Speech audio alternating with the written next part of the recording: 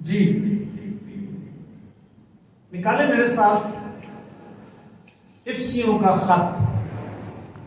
हाजिर रहना यहां पर, गौर से सुनना है, बरकत मिलनी है। आज आप बाबरकत और मुबारक होंगे। आज एक और भेद खुदा के कलाम का आप पर जाहिर होगा। खुदा आज आपको फिर से उस बात को जो उसने सारी दुनिया के लिए रखी है, ईमानदारों के लिए रखी है, आज फिर वो आपको सिखाने को है। इफ्सियों का खत दूसरा बाब और उसकी 13वीं आयत निकालेंगे हम। कलाम खुदा में इस तरह लिखा है,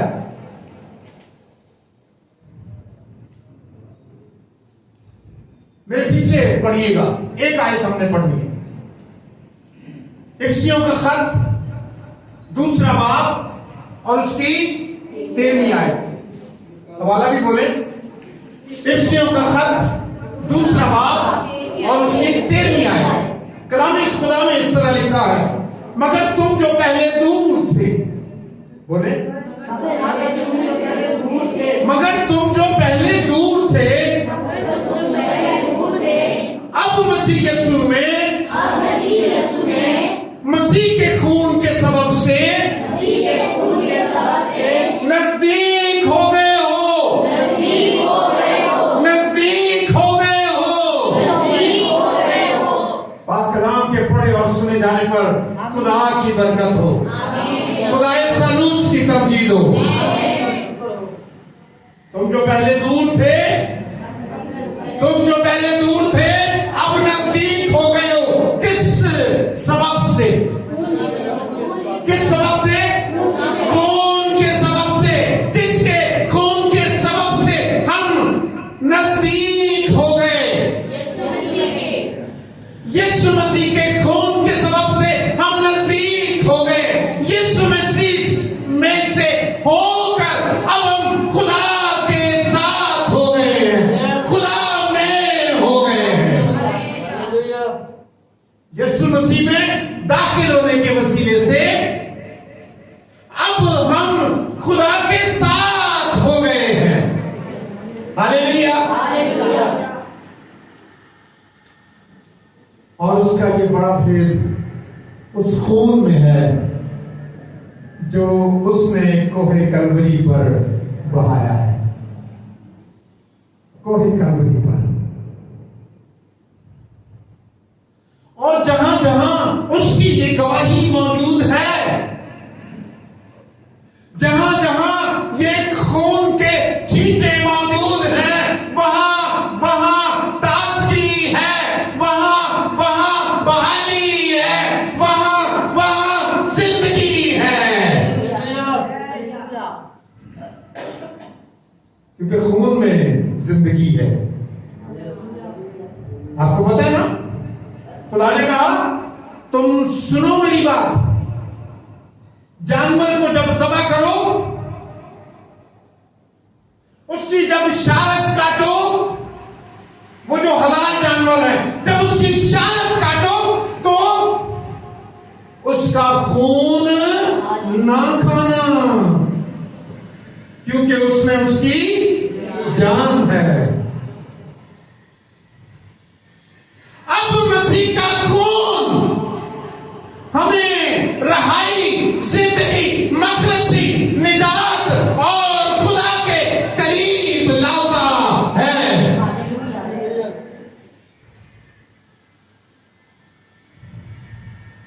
हमने पढ़ा है, मगर तुम जो पहले दूर थे अब मसीह यीशु में, मसीह यीशु के खून के सबब से, मसीह यीशु में मसीह के खून के सबब से नजदीक हो गए हो, नजदीक हो गए हो।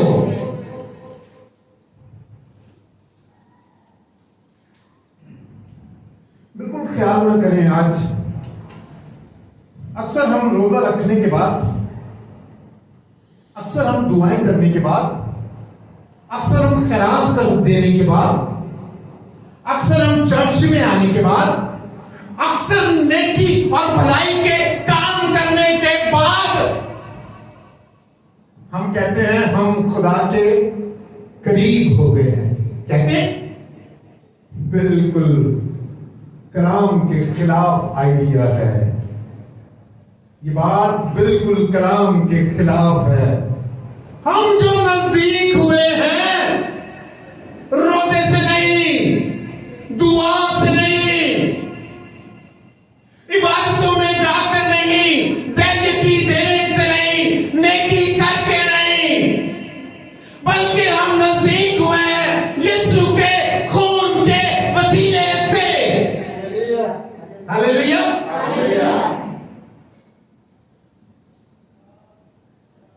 और जिनके दिल में ये बातें हैं,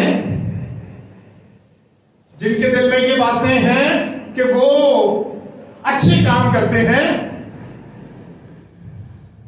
इसलिए मसीह के करीब करीब करीब करीब करीब होते जा रहे हैं,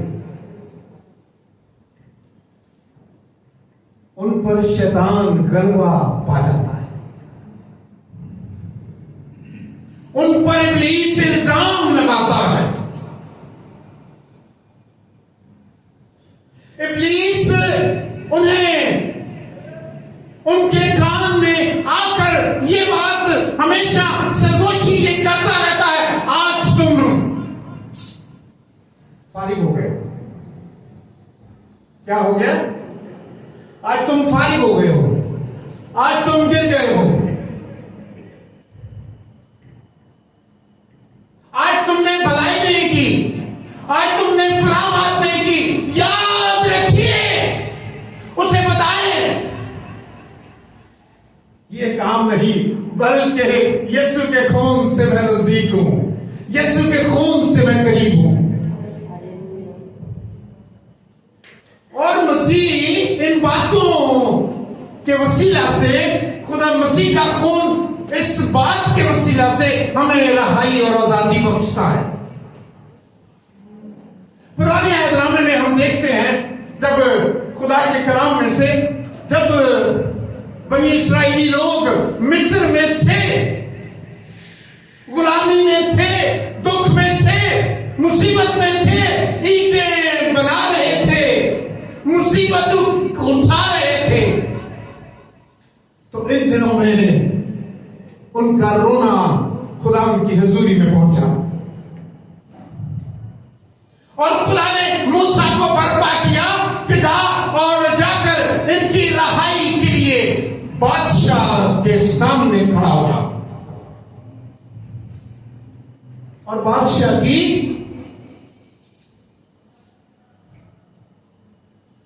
के सामने खड़ा होकर उस कौम की शिफायत कर।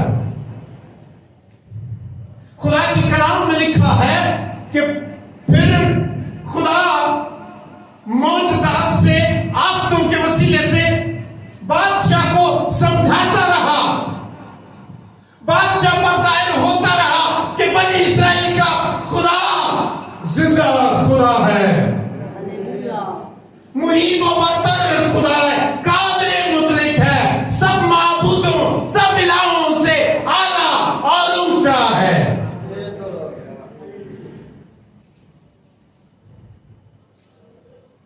और फिर आखिरी दिन आ गया जब खुदा ने मूसा से कहा, आज मैं तुम्हें मिस्र में से निकाल कर ले जाऊंगा, तुम सारे घराने पीछे एक बर्रा लेना, उसे ज़बह करना और उसका खून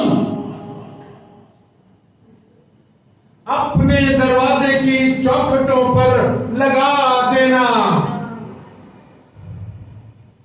और जब मौत का फरिश्ता आएगा तो उन घरों को जिनके दरवाजों पर खून लगा होगा वो उसे छोड़ता चला जाएगा, अंदर नहीं जाएगा, देखेगा नहीं, चेक नहीं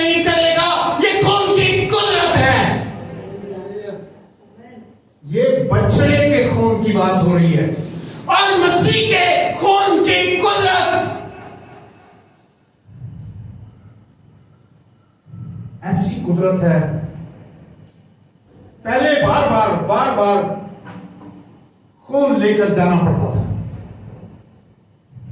इब्रानियों का मुसन्निफ कहता है कि फिर क्या हुआ, जरा निकालिए मेरे साथ इब्रानियों 10वां बाब।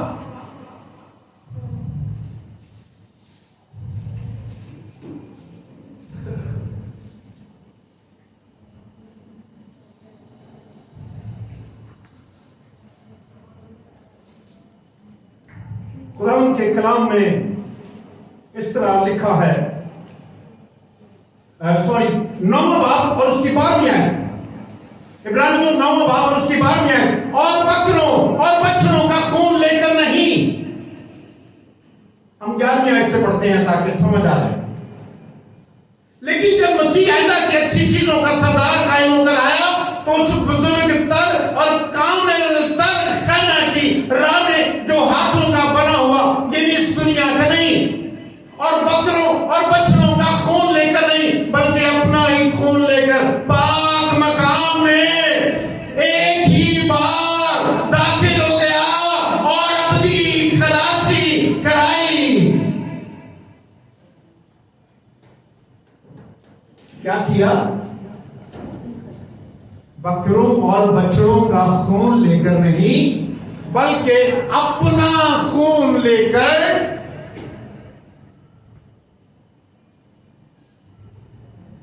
अपने खून को का चढ़ावा चढ़ाकर अपना खून हमारे लिए बहाकर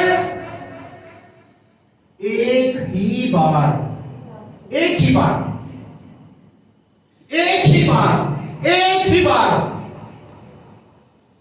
बार कहीं एक दूसरे से एक ही बार। इब्लीस बहुत चालाक है।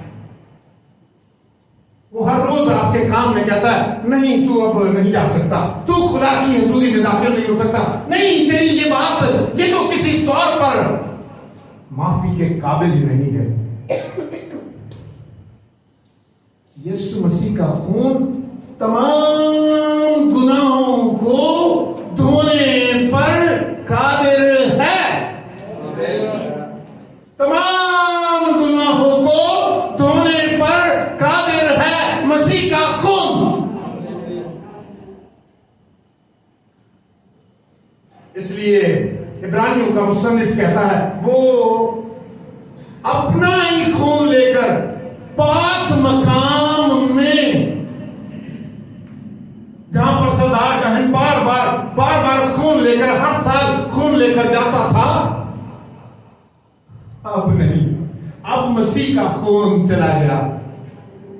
मेरी बहन तेरे लिए, मेरे भाई तेरे लिए, मेरी बेटी तेरे लिए एक ही बार वो अपना खून लेकर गया और उसने सारे गुनाहों से हमें रहाई बख्श दी। यह है मसीह के खून की कुदरत। 10वें बाब को भी हम देखते हैं। 10वें बाब की एक आयत हम देखते हैं, इब्रानियों के खत की 19वीं आयत से मैं पढ़ूंगा आपके लिए। बस है भाइयों, इब्रानियों 10वें बाब की 19वीं आयत से, बस है भाइयों, चूंकि हमें मसीह के खून के सबब से उस नई और जिंदा राह में पाक मकान में दाखिल होने की दलेरी है, जो उसमें पर्दा, सुनिएगा एक लफ्ज पर गौर कीजिएगा, जो उसने पर्दा यानी अपने जिस्म में से होकर हमारे वास्ते मखसूस किया है। और चूंकि हमारा ऐसा बड़ा सरदार कायन है जो खुदा के घर का मुख्तार है, तो आओ हम सच्चे दिल और पूरे ईमान के साथ और दिल के इल्जाम को दूर करने के लिए दिलों पर छींटे लेकर, मसीह के खून के छींटे लेकर और बदन को साफ पानी से धुलवाकर खुदा के पास चले। कैसे चले खुदा के पास? बगैर खून के नहीं, वरना आप उसके गजब से आप हलाक हो जाएंगे। उसका गजब आपसे उस वक्त दूर होता है, मुझ पर से उसका गजब इस वक्त दूर हुआ, उस वक्त हट गया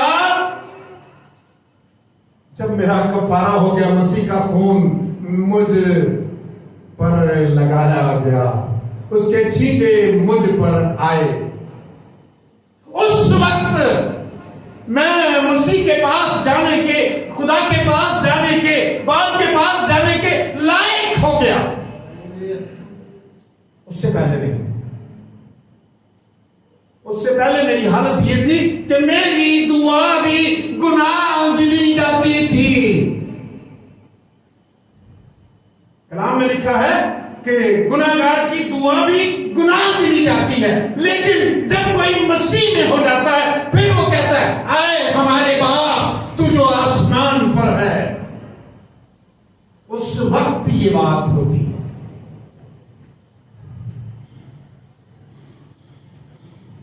एक और हवाला हम निकालेंगे जल्दी से, पहला यूहन्ना पहला बाब और 7वीं आयत, जरूर नोट कीजिएगा, खास हवाला जात हैं जो हमारी निजात से ताल्लुक रखते हैं और मसीह के खून की कुदरत को बयान करते हैं।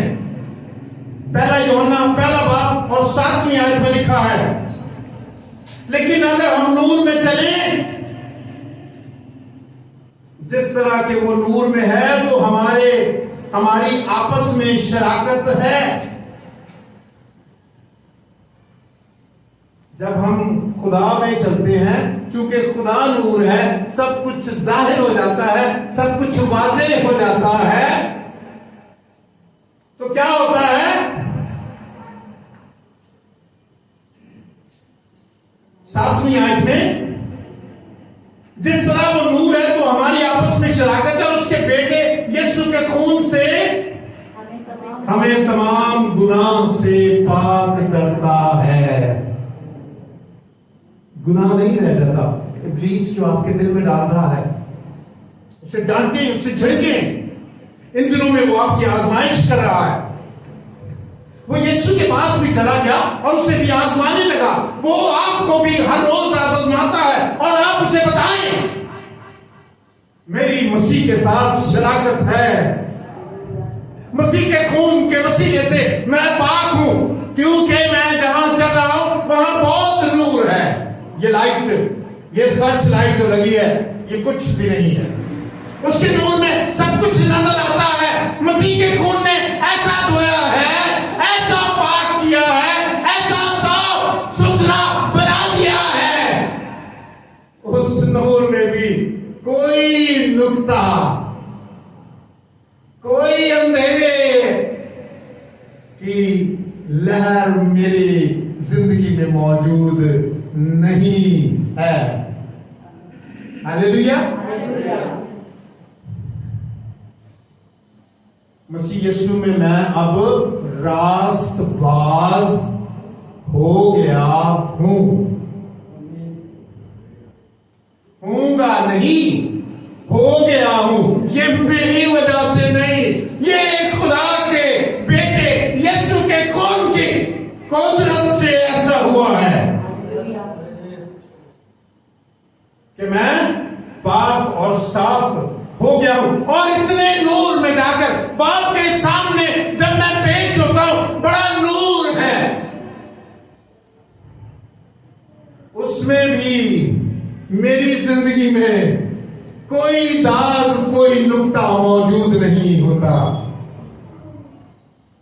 लेकिन अगर मैं, जैसे हमने पहले बात की, अगर मैं अपनी नेकी की बात करता, अगर मैं अपने रोजे की बात करता, अगर मैं अपनी खैरात की बात करता, अगर मैं अपने चर्च आने की बात करता और इन बातों पर तकिया रखता,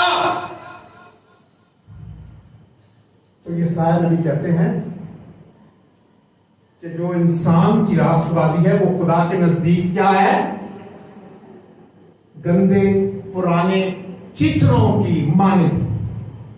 जिन्हें कोई धोना भी पसंद नहीं करता, और उठाकर उसको कूड़ादान में फेंक दिया जाता है। इस हालत पर मेरी नेकी इस हालत पर है।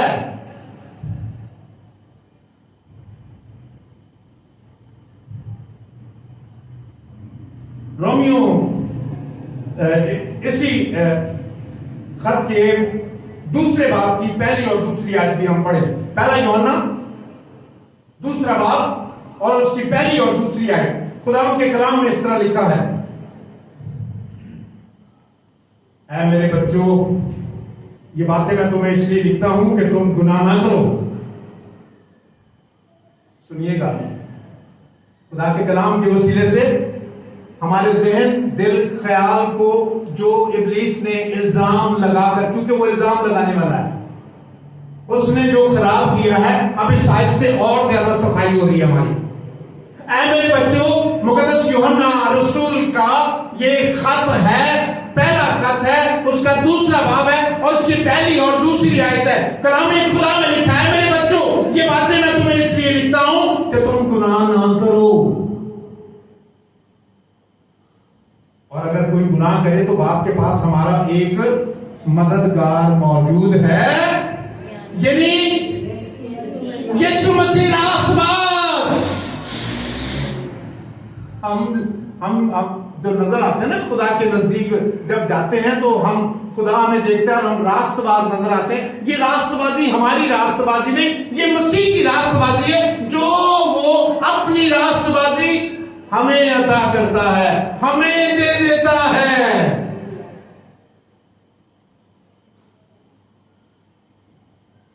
और वही हमारे गुनाहों का कफारा, ना सिर्फ हमारे ही गुनाहों का बल्कि तमाम दुनिया के गुनाहों का भी। इसलिए दुनिया को भी ये ऐलानिया तौर पर मदऊ किया जाता है, आओ सुनने वालों,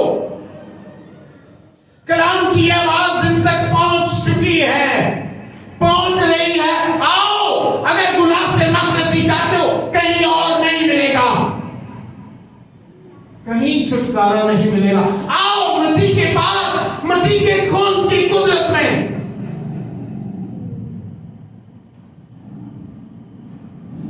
क्योंकि गुनाहगार के लिए जरूरी है कि खून बहा जाए। उसकी सजा मौत है, हलाकत है, उसका कत्ल है। और मसीह के खून के वसीले से, मसीह के हमारे लिए जान देने के वसीले से वो अपना लहू हम पर भी छिड़कता है, ताकि हम भी रास्तबाज हो जाए। और अब मैं यीशु मसीह को कबूल करने के बाद क्या हो गया हूं? बोलिए, आप क्या हो गए हैं? जोर से बोले, शैतान को बताएं कि मैं क्या हो गया हूं? हाँ, बताएं मैं रास्तबाज हूं। वो इल्जाम नहीं लगा सकता, क्योंकि वो रास्तबाजी अब जो देखता है वो मेरी रास्तबाजी नहीं देखता। जब मेरी रास्तबाजी देखता है तो इल्जाम लगाता है। जब मसीह की रास्तबाजी मेरी जिंदगी में देखता है तो वो शर्मिंदा हो जाता है। शर्मिंदा पता क्या होता है वो? जी मैं तय यकीन देता हूं इसलिए शर्मिंदा नहीं होता वो। जी मैं चर्च जाता हूं इसलिए वो शर्मिंदा नहीं होता। जी मैं ये करता हूं इसलिए वो शर्मिंदा नहीं होता।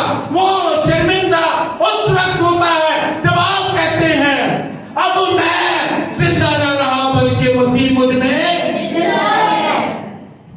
Hallelujah, hallelujah. अब मैं जिंदा न रहा, तू जिसे मिल रहा है वो एजाज नहीं, मसीह है। Hallelujah, hallelujah.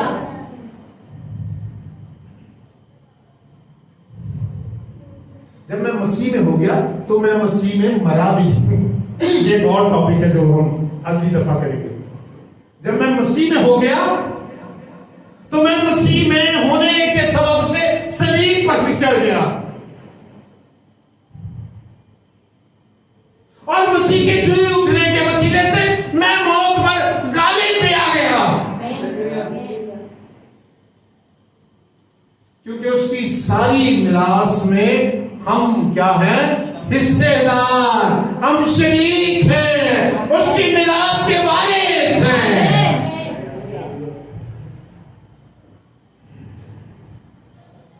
हम उसके बेश की मखदूम के लिए उसकी शुक्रगुजारी करें।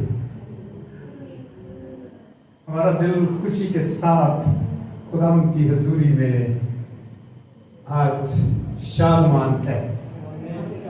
खुदा, ये तेरी मोहब्बत है, ये तेरा खून है।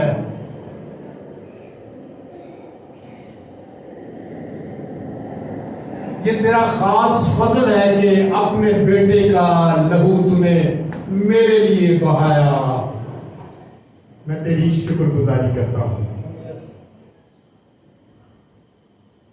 बोलो यीशु मसीह की, बोलो यीशु मसीह की।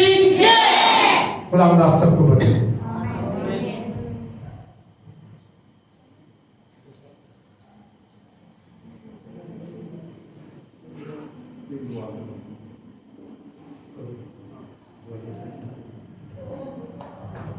Hallelujah, hallelujah. कैसा खूबसूरत पैगाम, कैसा सही वाला काम।